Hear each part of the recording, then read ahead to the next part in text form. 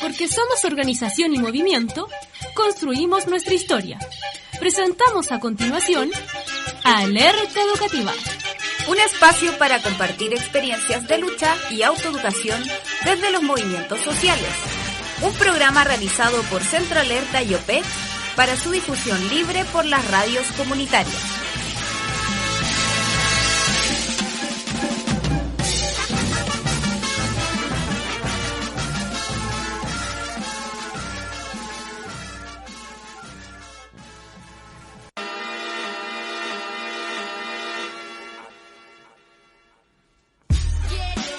Buenos días, buenas tardes o buenas noches, dependiendo del lugar en que nos están escuchando en este momento. Damos inicio al programa 189 de Alerta Educativa y saludamos a todos los auditores que nos escuchan por internet o a través de las distintas radios comunitarias a lo largo de Chile y de Argentina. Este programa estará dedicado exclusivamente a la fiesta popular y a las formas de persecución y represión de la jarana. Para hablar y conversar de este tema contamos con la presencia del destacado historiador Gonzalo Peralta. ¿Qué tal, Gonzalo? Aquí estamos, muy bien, muchas gracias por la invitación. Y además, junto a nosotros está nuestro destacado panelista y miembro de Centro Alerta, Rodrigo Sánchez. ¿Cómo estás, Rodrigo? Un gran saludo para todas las auditoras y auditores de nuestro programa. Un placer estar nuevamente en este panel. Gracias, Rodrigo. Comenzamos entonces el primer bloque del programa, un poco contextualizando la discusión.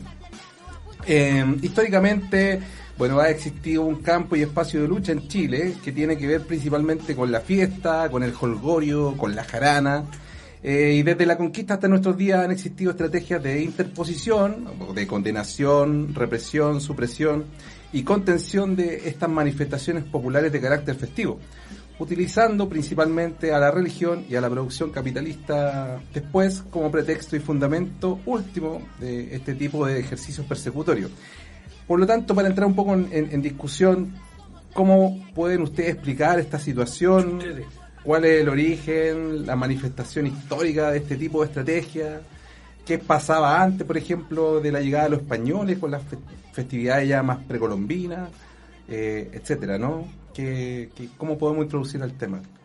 La jarana precolombina, por así decirlo, es difícil de pesquisar, porque los registros de ese periodo, no hay registro escrito, por supuesto.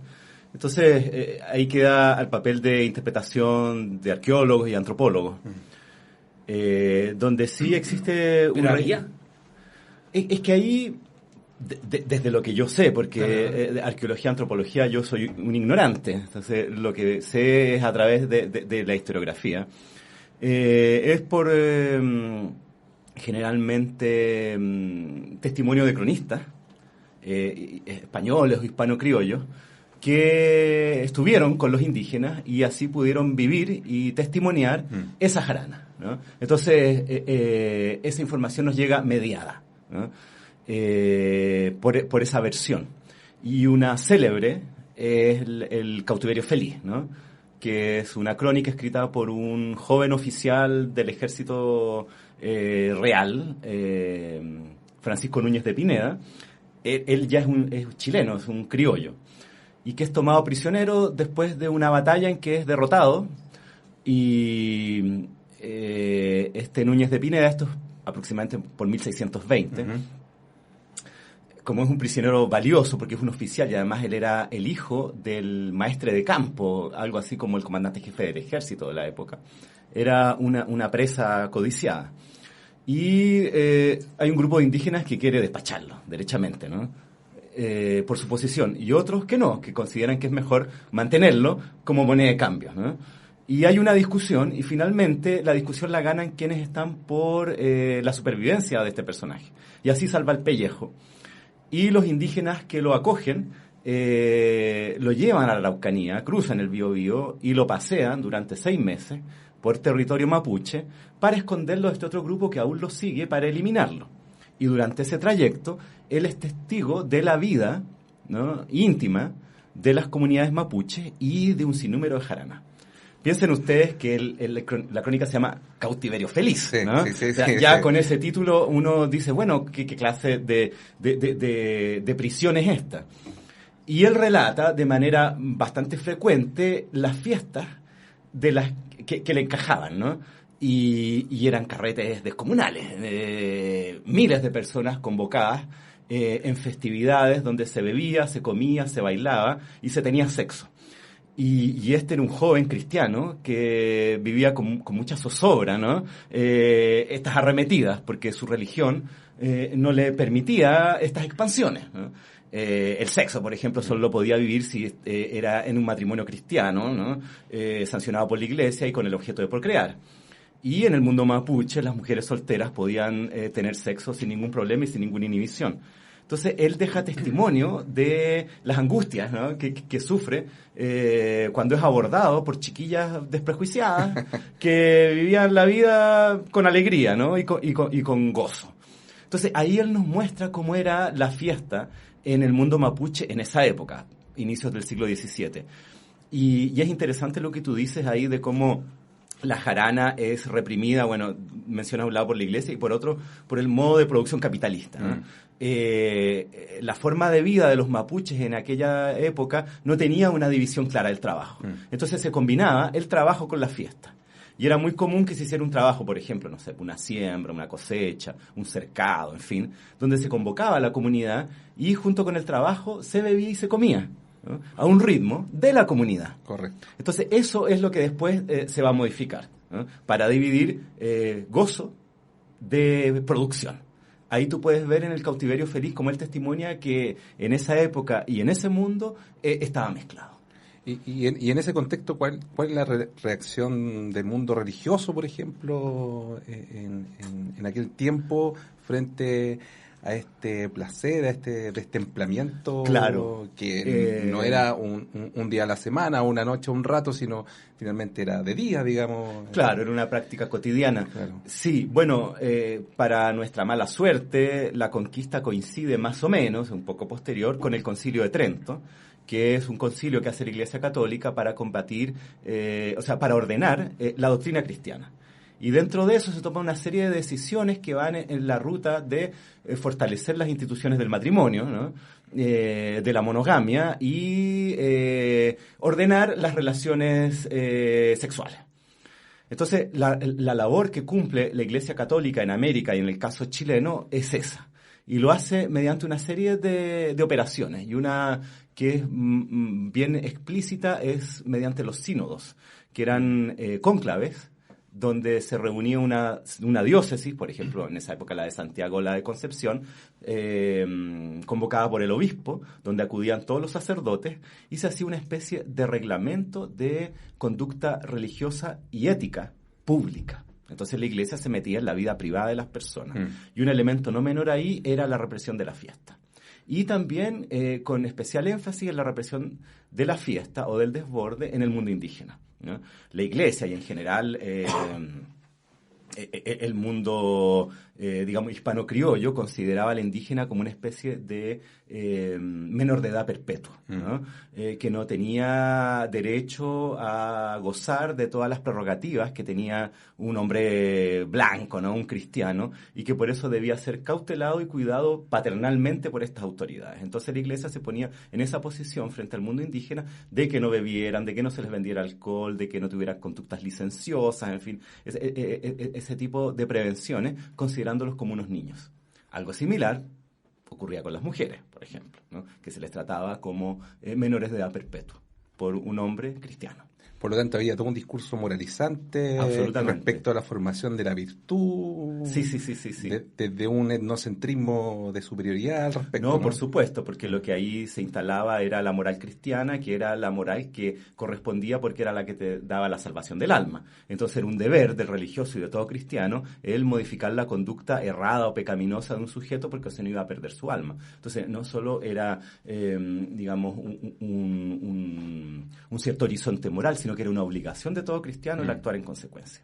Y en el caso, disculpa, y en el caso, por ejemplo, de fiestas que hoy día podrían ser consideradas, no sé, híbridas, como por ejemplo la noche de San Juan, que en el fondo eran los años nuevos del hemisferio sur y que fueron capturadas, digamos, por el calendario religioso calendario cristiano religioso hispano. Ah, no, claro, sí. Bueno, es que lo que se hace es eso, ustedes saben, es una operación de sincretismo, ¿no? Donde el mundo indígena aprovecha las festividades cristianas, y no solo las festividades, también las imágenes de santos, de la Virgen, de una serie de prácticas o de personajes, por así decirlo, del mundo cristiano, para adoptarlos a las creencias propias y de esa manera hacerlos pasar piola, ¿no? De forma que puedan seguir practicándose esas ritualidades, esos hábitos, pero ya sacralizados. Entonces, de esa forma se mete de contrabando. Y por otro lado, la Iglesia lo tolera porque sabe que es una forma de ir cooptando, ¿no? Claro. Entonces hay una especie de tranza ahí, ¿no? En que se mezcla la festividad cristiana con la festividad aborigen. Y en esa especie de tranza, ¿qué pasa con la ausencia de carnaval en nuestro país? Porque también podríamos hablar del carnaval como una especie de sincretismo que se da también en otros mundos populares de América Latina, por ejemplo. Sí, claro. Sin embargo, en Chile, Bolivia, Argentina, Uruguay, al parecer no sucede lo mismo, digamos. Es decir, hay ausencia de esa actividad carnavalesca, que justamente es transgresión, es desorden. Sí. Bueno, el carnaval, como nosotros lo conocemos, tiene un origen cristiano. Se supone que el carnaval es un momento de desmadre, de relajo, de soltar las inhibiciones y también interesante de abolir las jerarquías sociales, justo antes de entrar en el periodo de Cuaresma, que es un periodo de retiro y de constricción previo a la Semana Santa. Correcto. Entonces, si vas a estar durante 40 días, no sé, en ayuno, en oración, en retiro, antes de eso te pegáis un buen carrete, ¿no? Como para desahogar. Y ese es el carnaval, y luego de eso viene esta etapa posterior de retraimiento, ¿no? De contención del deseo. Y eso tiene un origen cristiano. Ahora, ¿por qué en Chile desaparece? Chuta, a ver, el carnaval persiste, yo diría, hasta principios del siglo XX en Chile, ¿no? Está la fiesta de la Chaya, que era una festividad que se hacía en todas partes, que era una especie de fiesta bufa en esa época, en las ciudades, en los pueblos, en las provincias, donde la gente salía a la calle a mojar a los transeúntes y a tirarle algo bien inocente, ¿no? Chaya, papel picado. Sí. Entonces era una especie de fiesta de locura, ¿no? Porque iban los caballeros muy tiesos, las señoras muy peinadas, y les pegaban una buena remojada. Y la gente se empezó a quejar, sobre todo la élite, por estos desbordes, ¿no? Porque ¿qué pasa con el carnaval? Justamente es un momento de abolición de ciertas reglas y sobre todo de las jerarquías sociales. Entonces para la élite eso es incómodo. Entonces se empieza a combatir ese tipo de prácticas porque justamente va en contra de esas jerarquías, de esas preeminencias. Muy bien, vamos a hacer la primera pausa. Damos por concluir el bloque 1. Nos vamos con una canción, también media carnavalesca. Tiene que ser. De banda Conmoción, Mentira. Mentiras, pura mentiras, mentiras, pura mentiras, mentiras, pura mentiras. Ya nadie sabe quién dice aquí la verdad.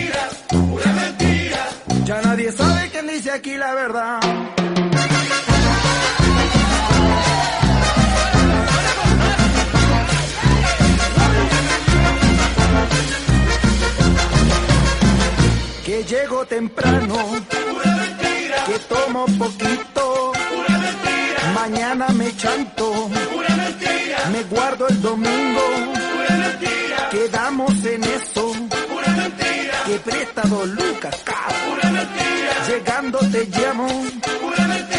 la pura punteta.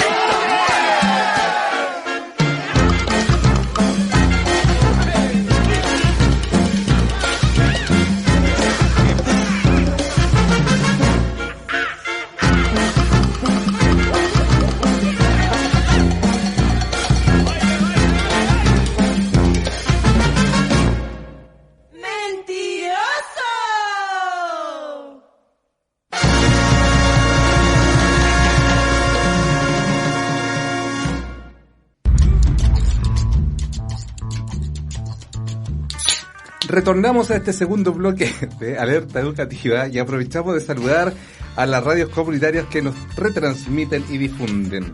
Radio Antú de Chupayas, Radio Galáctica en San Antonio, Radio Juan Gómez Milla, en la cual estamos grabando en este momento este programa, Radio del Mar, una radio online, Radio Voz de Paine, Radio Conciencia en Rosario, sexta región de Chile, Voz de Chile, también una radio online, Radio Itigüe en San Carlos, octava región, Radio Placeres en la quinta región, Radio Manque, sexta región, Radio Enrique Torres y Radio Hijo del Salitre, a ambas radios en internet, Radio Villa Olímpica en la Villa Olímpica, en la reciente declarada zona típica Villa Olímpica, Radio Exalta Tensión, actual Antena 88 de San Bernardo, la agencia de noticias Medio a Medio, la Radio Negüen, Radio Sur en Argentina, Buenos Aires, Radio La Caterva, también Buenos Aires, y Radio Presente de nuestra hermana República Argentina. En este segundo bloque queremos abordar también la relación del Estado con las fiestas populares, retomar un poco la conversación en ese tenor, cómo se despliegan las normas, las prohibiciones, tolerancia, ritualidades y símbolos, ¿cierto? Y en ese sentido puede plantearse una fiesta popular y un tipo de festividad entre comillas civil, que perseguía principalmente la conservación del orden político, religioso y social imperante. ¿Y qué pasaba con la juerga popular en ese sentido? ¿Cómo era perseguida? ¿Bajo qué pretextos? No sé. Encontramos en los albores de la República. Sí, en los albores de la República. Claro, sí. Bueno, durante la época colonial el calendario de festividades estaba regido por la festividad religiosa, ¿no? Distintas festividades religiosas que se celebraban a lo largo del año, celebraciones de santos, de la Inmaculada Concepción, en fin, una serie de festividades que ahora han pasado al desuso, ¿no? Entonces eso regía la fiesta. Eran muy comunes las procesiones religiosas y es curioso eso, porque la procesión religiosa para uno tiene un aspecto un tanto lúgubre, ¿no? Estos sujetos vestidos de cambuchos, detrás de una imagen, los tipos que se azotan, ¿no?, en penitencia. Sin embargo, había detrás algo más pícaro, que era justamente un espacio en el cual se salía a la calle y se vivía una instancia de reunión y donde la gente iba cubierta, ¿no? Entonces eso, el andar embosado, permitía un cierto desenfado, ¿no? Los primeros encapuchados de la República. Claro, un encapuchado de la Inquisición. Claro, eran... Bueno, las mujeres en aquella época, ya hasta entrado el siglo XIX, las mujeres casadas, ¿no?, comprometidas, salían a la calle con un manto y se cubrían. Les llamaban las tapadas, ¿no?, una especie de ética talibán chilena, donde asomaban un único ojo. Entonces, de esa manera transitaban. Hay un testimonio muy divertido de John Byron, abuelo del poeta Byron, que siendo muy joven, marino inglés, naufraga en Magallanes. Y después de sufrir peligros, ¿no?, es finalmente rescatado y termina en Santiago. Y él cuenta que en una ocasión está observando una de estas procesiones. Y en medio de la procesión de pronto siente que le pegan un feroz pellizco en una zona, digamos, claro, la región postrera, ¿no? Y el tipo se da vuelta y ve una tapada chilena huyendo. Entonces, le pegaron un agarrón al gringo. Y ahí teníais más o menos el cariz de las procesiones, ¿te fijas? Entonces esta situación que parece ser tan aburrida y tan lúgubre, en realidad era un enmascaramiento para el goce, ¿no? ¿Y qué pasa con las festividades ya de la civilidad? Del Estado que quiere apropiarse por la supuesto, identidad, sí, claro. la independencia, exacto, que ya tiene otro cariz no tan religioso, ¿no? Sí, claro. Sí, bueno, la formación de la República, ¿no? Exige símbolos, ¿no? Se construye una simbología histórica y dentro de eso la fiesta es importante. Entonces se empiezan a erigir nuevas festividades que corresponden a hitos históricos de la gesta de la independencia. Entonces, a ver, por ejemplo, el 18 de septiembre, que es nuestro carnaval, ¿no? Carnaval de Chile. El primer 18 de septiembre fue una reunión de un grupo de viejos, ¿no? Para hacerse el poder. Es una especie de... es como si se reunieran en el CEP, ¿no? Una cosa así. Entonces, no hubo gran jarana, pero al correr de los años se empezó a levantar como fiesta, ¿no? Para dar un significado simbólico a un hecho político y que la gente participara también de esa identificación. Será partícipe. Claro. Entonces, en 1812, claro, sería el segundo 18 de nuestra historia, José Miguel Carrera hace una fiesta bien singular. Ocupan La Moneda, que en esa época no era Palacio de Gobierno, sino que era un lugar donde se fabricaban, se acuñaban monedas, y hace una fiesta republicana. Entonces se describe a los asistentes, y los asistentes llegan con modas republicanas. Las mujeres de la élite, ¿no? De la época, vestidas de indígenas. Es la idea de rescatar los mapuche como un pueblo que lucha contra el invasor, ¿no? Entonces simbólicamente se toma los mapuche como la imagen del patriotismo. Y los hombres, por ejemplo, llevaban en las cabezas unos sombreros muy estrambóticos donde aparecía un fusil partido por la mitad, como símbolo de la derrota del español, ¿no? Y de esa manera fue el despliegue escénico de ese 18, ¿no? Entonces tú ahí ves cómo se hace la construcción simbólica de la patria a partir de esa festividad y de esa simbología. Bueno, posteriormente llegan otras festividades civiles republicanas. Bueno, civiles hasta por ahí nomás, porque son más bien militares. Está la batalla de Maipú, que es el 5 de abril, claro, y Chacabuco, ¿no? Que es en febrero y que también coincide con la Declaración de Independencia. Entonces, durante un buen tiempo hubo estas tres fiestas compitiendo entre sí por fiesta patria, ¿no? Y teníamos tres. Y las tres además correspondían a épocas más o menos chacoteras. O sea, tenías el 18 de septiembre, que sales del invierno, eres 18ero, en claro, este clima tan rico. Luego tienes abril, que es vendimia, y febrero, carnaval. Entonces las tres también correspondían a tradiciones más antiguas de fiesta. Y esta trilogía fue, desarmada en el gobierno de Prieto, etapa portaliana, tras la muerte de Portales, eso sí, y por decreto sanciona que la festividad nacional chilena va a ser el 18 de septiembre y las otras dos se eliminan como fiesta oficial. Y queda el 18 a partir de fines de la década del 30 por un decreto como nuestra fiesta patria. En ese mismo periodo también donde se comienzan a prohibir las famosas chinganas, que eran los lugares donde el movimiento popular... Bueno, hay frases de Portales que contra la chingana, digamos.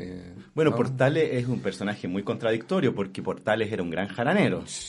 Él, por ahí, ustedes saben que Portales nunca fue presidente de la República, siempre se mantuvo atrás en la sombra, y por ahí una de las cartas dice que él no aceptaría la presidencia si eso le significa perder una buena zamacueca. De ahí tú tienes el carácter del personaje.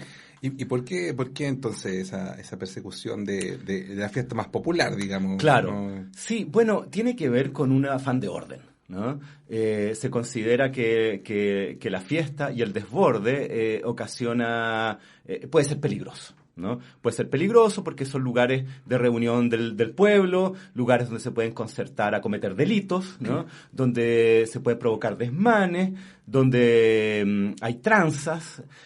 básicamente son espacios que están fuera del control del Estado, ¿no? Entonces, en ese sentido, se busca disciplinarlos para que no haya espacios que desborden de ese control estatal. Y en ese sentido, ya que estamos hablando de cómo la legalidad o el decreto, de cierto modo, determina la festividad, ¿qué pasa con el San Lunes, por ejemplo, ¿no? Que finalmente una alta ausencia al trabajo, ¿no? Y que finalmente la ley termina castigando a los que se ausentan el lunes, incluso con el despido de su acción laboral por, entre comillas, jaranero o por caído al frasco, entre comillas, digamos. ¿Qué pasa ahí? Bueno, eso tiene que ver justamente con el rendimiento laboral, o sea, que el sujeto se haga tirillas. Al patrón le da lo mismo, el asunto es que el empleado, el obrero, llegue al trabajo y trabaje bien y durante las horas que corresponden. Y eso ha sido un largo proceso. Un caso que yo diría que es ejemplarizador, ¿no? Es lo que ocurre más o menos en la misma época, ¿no? De Portales, la década de 1830, con el hallazgo del mineral de Chañarcillo. Eso es re interesante. Claro, Chañarcillo es descubierto, me parece, en 1836 o algo así. Bueno, y hay una explosión, ¿no? Hay mucha riqueza y llegan sujetos desde todos lados a intentar hacer fortuna. Y surge un pueblo de la nada, que es el pueblo de Chañarcillo, donde no había nada. Y es un pueblo sin ley, ¿no? Es donde se instalan los mineros y en medio del pueblo hay un espacio de jarana. Y es un espacio de jarana y también de tranza. O sea, ¿qué tenemos?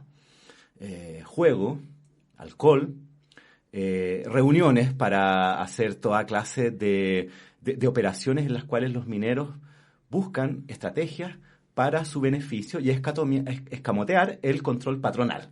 Por ejemplo, el robo de minerales, la cangalla que se llama, ¿no? Exacto, o convocarse para la búsqueda de un mineral, en fin. La prostitución, ¿no? El sexo. La placilla se llama el lugar donde se arma todo esta jarana.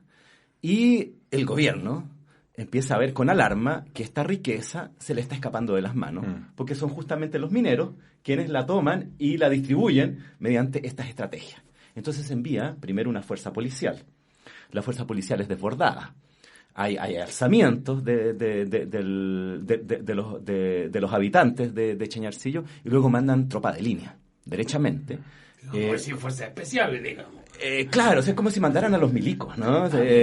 Y a un intendente, un caballero melgarejo, con la explícita misión de disciplinar a los obreros para que esta explotación minera se convierta en una explotación de carácter capitalista, ¿no? Ordenada, ¿no? Con horario, con metas, ¿cierto? Con una cierta estructura que permita controlarla. Entonces este tipo llega con esa misión. ¿Y qué es lo que hace? Bueno, primero, combatir la placilla. Entonces, por ejemplo, prohíbe la entrada de mujeres. Chañarcillo. Chañarcillo se convierte en un pueblo sin mujeres. Prohíbe el alcohol, en fin. Prohíbe una serie de conductas que él considera licenciosas hasta que finalmente la placilla es quemada por una mano que no se sabe quién fue. Y de esa forma disciplina desde una lógica capitalista, la jarana, que es un espacio no solo de holgorio, sino que también de desvío de esa energía. Correcto. Entonces ahí tenemos ejemplos de cómo se termina reprimiendo la juerga, digamos. Y el pueblo defendía la juerga. Sí, por supuesto. Sí. Era que no. Sí. ¿Ya? Vamos a hacer la segunda pausa. A propósito del alcohol, vamos con un tema propuesto por nuestro historiador, señor Gonzalo. Alcohol y amor. Alcohol y amor, una mezcla... una mezcla explosiva. Explosiva y peligrosa. Vamos con Bersuit, tomo para no enamorarme.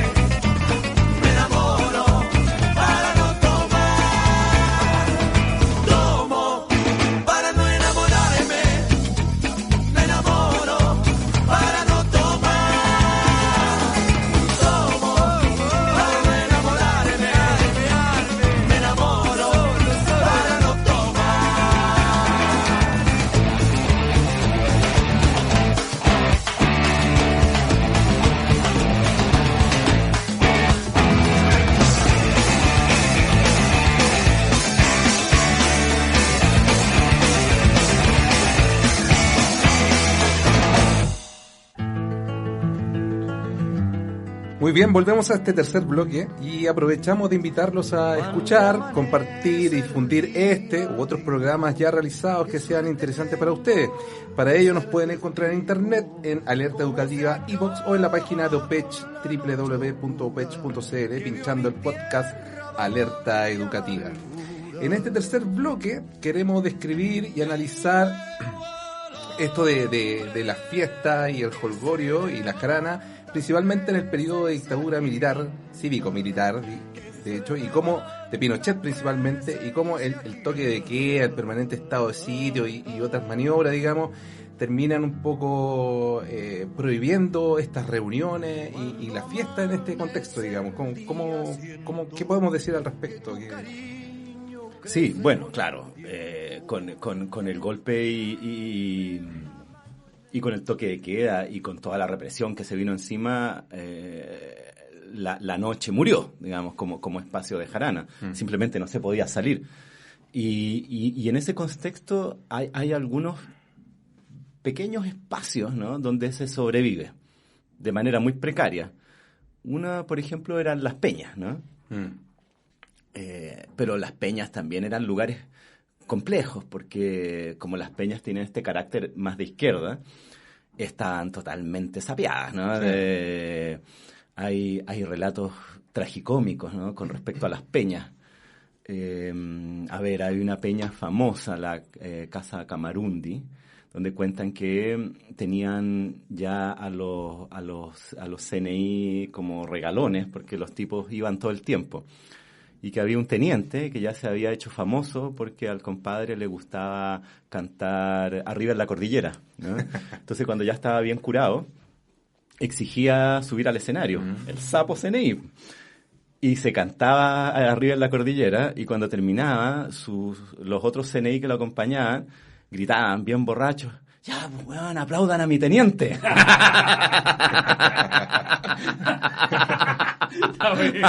Entonces ya llegó a un nivel muy poco serio por lado y lado.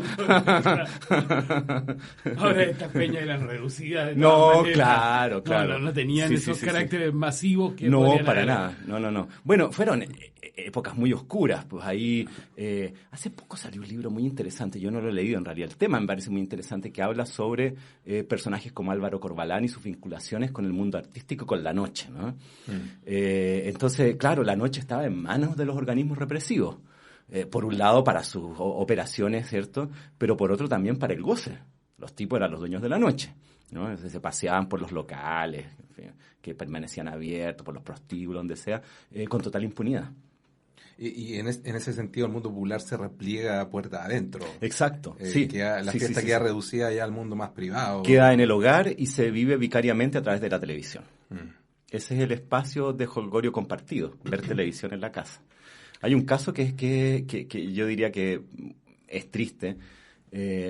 Yo hice una pequeña investigación sobre una visita que hizo el año 80 a Chile Chuck Berry, ¿no? Resulta que el año 80 era el año de gloria a la dictadura, ¿no? Milagro económico, promulgación de la Constitución del 80, ¿no? Entonces los tipos están arriba de la pelota, ¿no? Una dictadura de facto se institucionaliza, hacen un plebiscito amañado que supuestamente ganan y hay auge económico.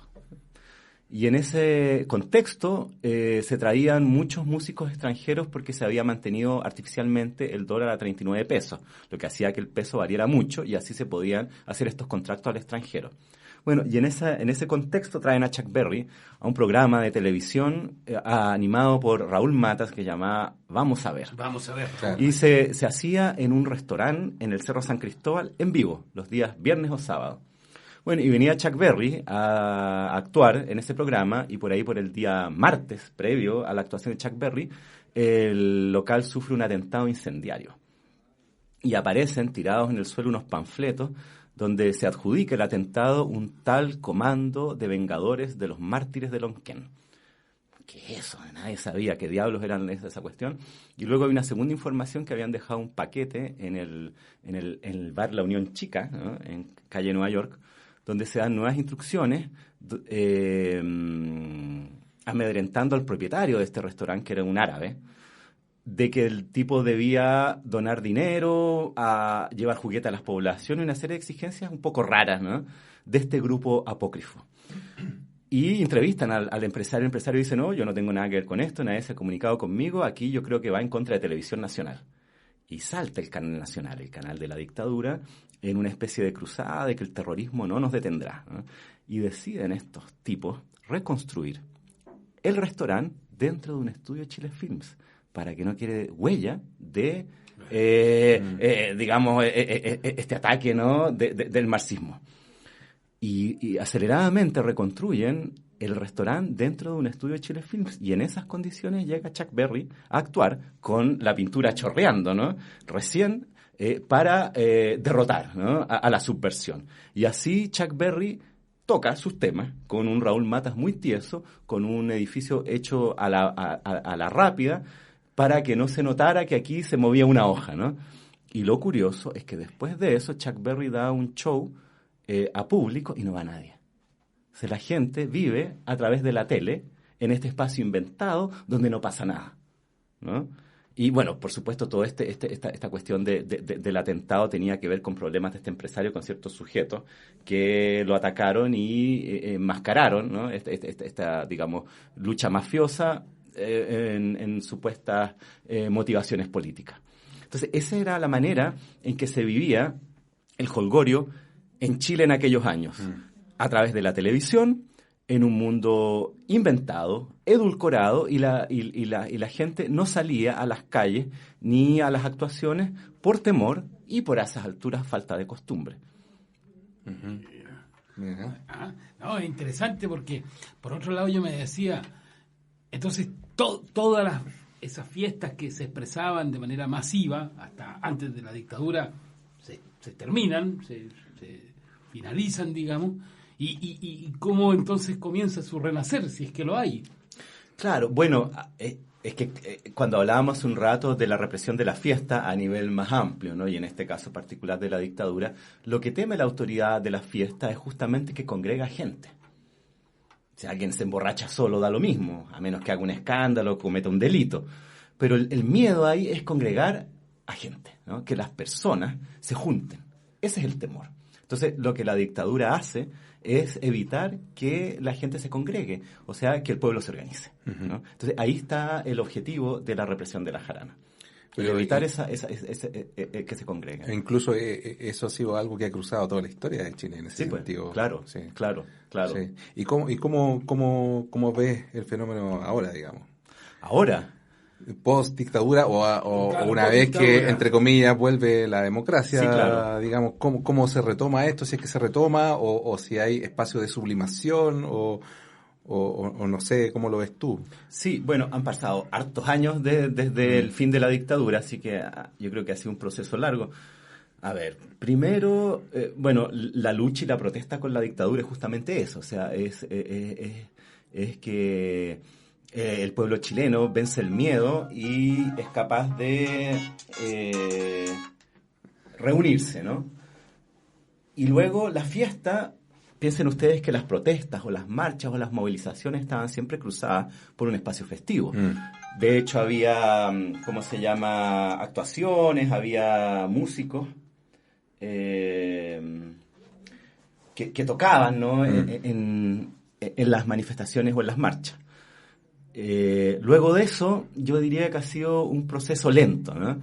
Y que es muy interesante cómo últimamente, y tú lo mencionabas hace un rato, el carnaval ha ido recuperando un espacio del cual había desaparecido hace mucho tiempo. O sea, yo diría desde principios del siglo XX, que se consideraba el carnaval como un espacio, ¿cómo decirlo?,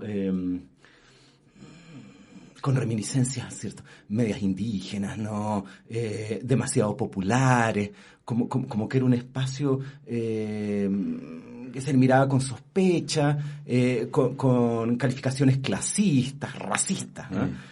El que el carnaval ahora se retome tiene que ver justamente, creo yo, con una revalorización de esa identidad que había sido combatida duramente como algo indeseado, ¿no?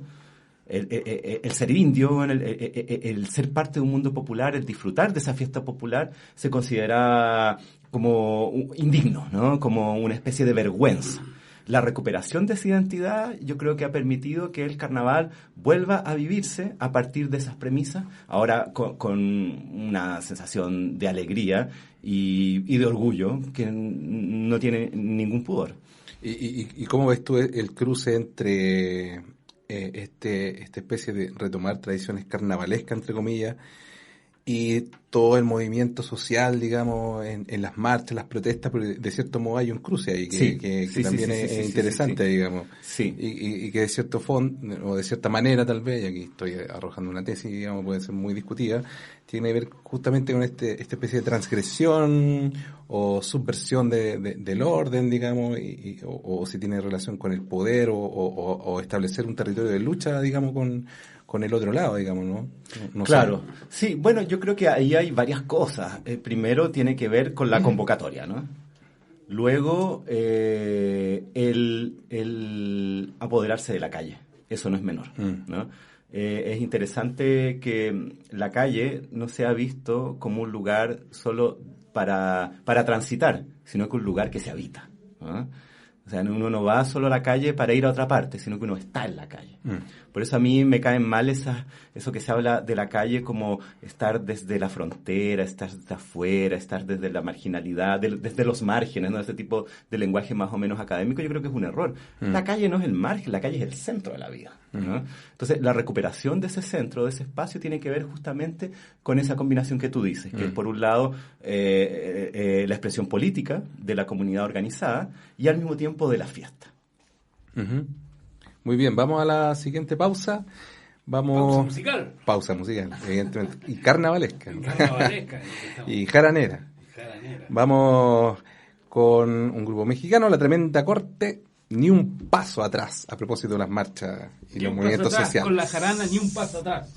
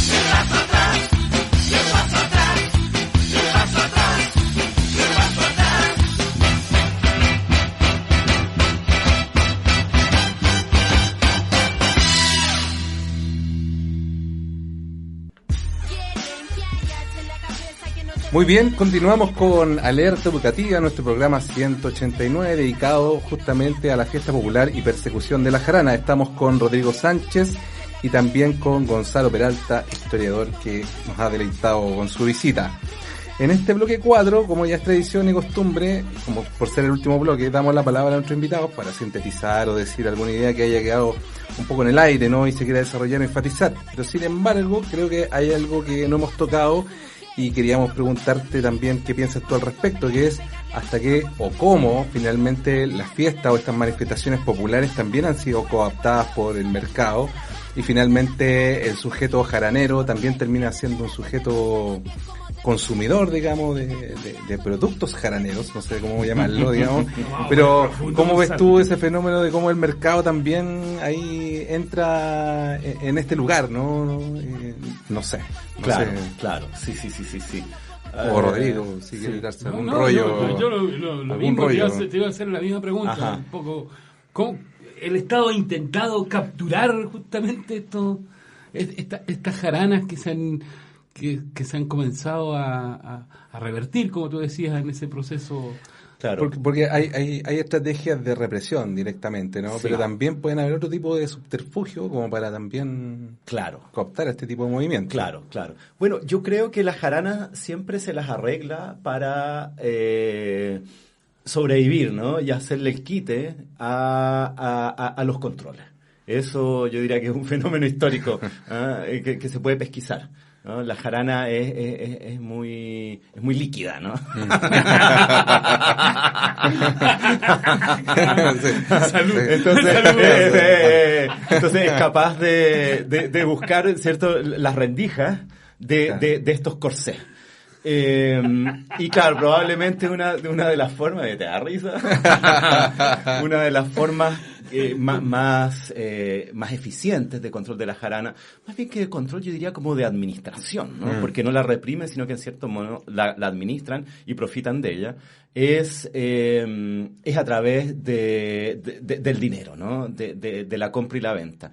En ese sentido, mira, qué curioso. Diego Portales, ¿no? El severo ministro, y que también era muy chacotero. Piensa tú que su carrera política comienza a partir de un negocio que él recibe de manos del fisco, que se llamó El Estanco, ¿no?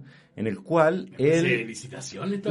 Una licitación pública por un monopolio comercial, con el compromiso de que parte de las ganancias de ese monopolio fuera destinado al pago de la deuda externa chilena. Y ese monopolio consistía en una serie de productos, ¿y cuáles eran? El licor, el tabaco, la yerba mate, los naipes, ¿qué es eso? La jarana, claro, ¿no? ¿Y cuál era ese beneficio? Que si tú tenías el monopolio, controlabas el precio de esos productos que reditúan mucho, y así vas a lograr una buena ganancia. No le resultó porque todos estos productos se contrabandearon, y el Estado no fue capaz de controlar ese contrabando. Entonces, Portales, al ver que el Estado no garantizaba la exclusividad del negocio, consideró que debía hacerse del poder para de esa forma sí manejar los negocios con eficiencia. De hecho, él declara por ahí, textual, si alguna vez tomé un palo para poner orden en este país, fue para que las putas y los huevones de Santiago me dejaran trabajar en paz. Cierre de comillas, ¿no? Entonces, su objetivo era comercial y económico. Entonces es interesante que el inicio de este personaje, se supone padre de la institucionalidad chilena, haya sido a través del comercio de este tipo de productos, y que el fracaso de ese negocio haya provocado la formación de un grupo político que se llamó los estanqueros, que fue, digamos, la vanguardia del grupo conservador chileno y que provocó la guerra civil que después llevaría a los conservadores al poder.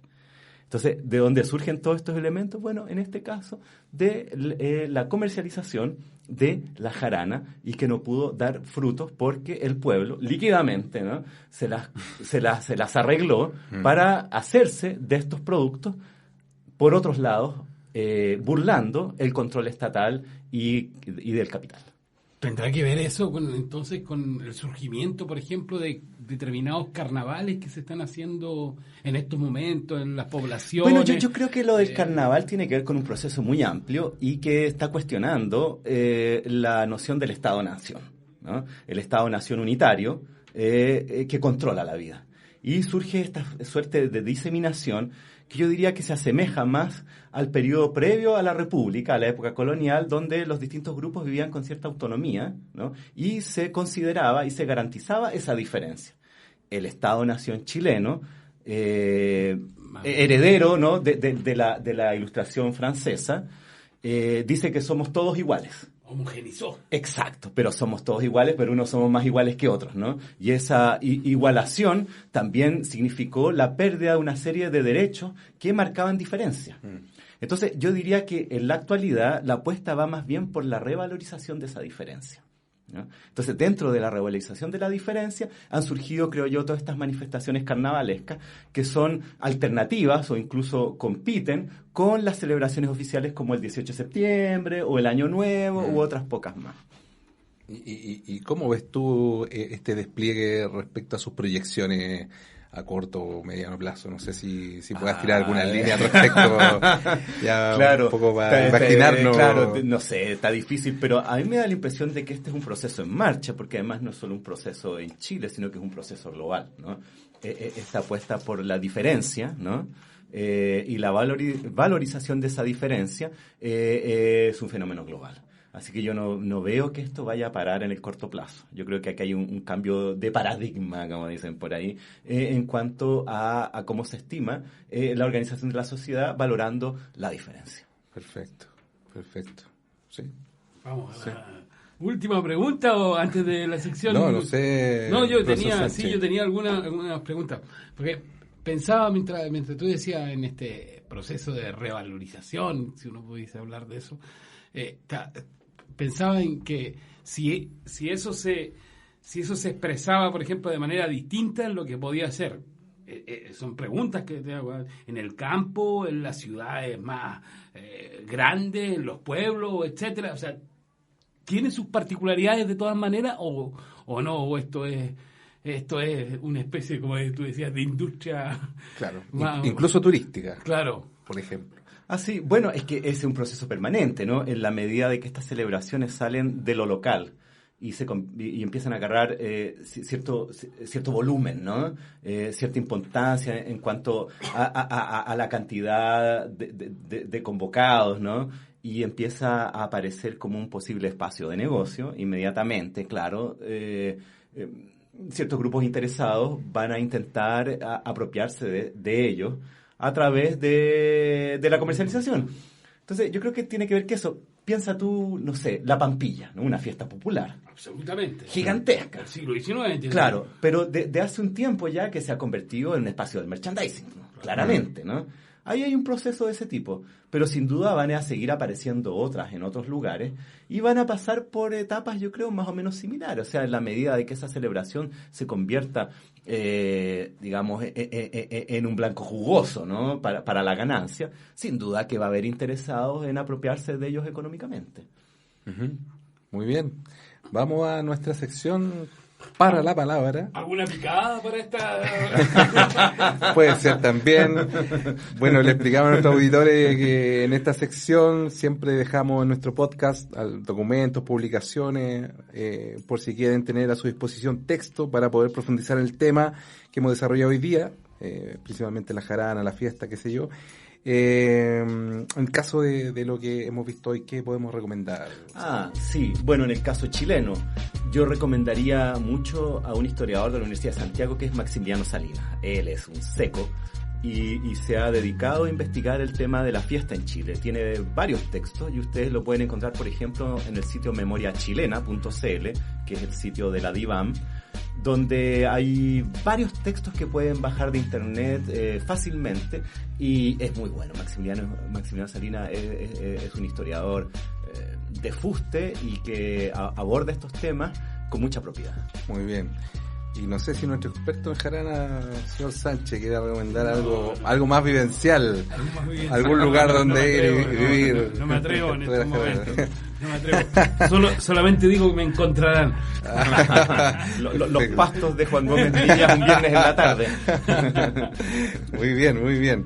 No sé si algunas palabras al cierre, poder despedirnos. No, agradecerle enormemente la presencia de Gonzalo, digamos. Gonzalo, además, durante mucho tiempo fue columnista bajo una sección de Clinic que se denominaba La Historia de la Infamia, digamos, y quizás lo conocimos a partir de eso. Después fuimos a partir de algunos pitutos que nos salían por ahí, una amistad que la valoro, por cierto, digamos. Bien. Yo correspondo a esas expresiones tan sentimentales. No, pero más no jaranesca. Pero a mí me gustó mucho que me invitaran aquí al programa. Lo he pasado bien y ¿Alguna picada, Gonzalo? ¿Alguna picada? ¿Alguna picada? Chuta. No, ya lo vamos a dejar pendiente. Lo vamos a dejar pendiente entonces, en sí. reserva para nuestros auditores y auditoras. Sí, en el podcast tal vez en dejemos algo ahí. Sí, va a salir. Ya, bueno, damos las gracias entonces a nuestro invitado. Estuvimos muy día con el historiador Gonzalo Peralta, con nuestro panelista Rodrigo Sánchez, analizando la fiesta popular y la forma de persecución de la jarana principalmente. En los radiocontroles, sí, Diego Parra. Allá voy, para los radiocontroles agradecemos a Diego Parra y bueno, quien le habla, Marcelo Pérez. Será hasta el próximo programa de Alerta Educativa. Hasta la próxima. Así termina un nuevo episodio de Alerta Educativa, un programa realizado por Centro Alerta y OPET, donde discutimos y reflexionamos sobre las experiencias del movimiento social. Escúchanos en un nuevo encuentro, acá, en Alerta Educativa. Que no te cuestiones nada, que trabajes con una empresa, que le creas a la prensa, que defiendas intereses de la clase burguesa. Nos tienen trabajando, así que no miren, no hablen.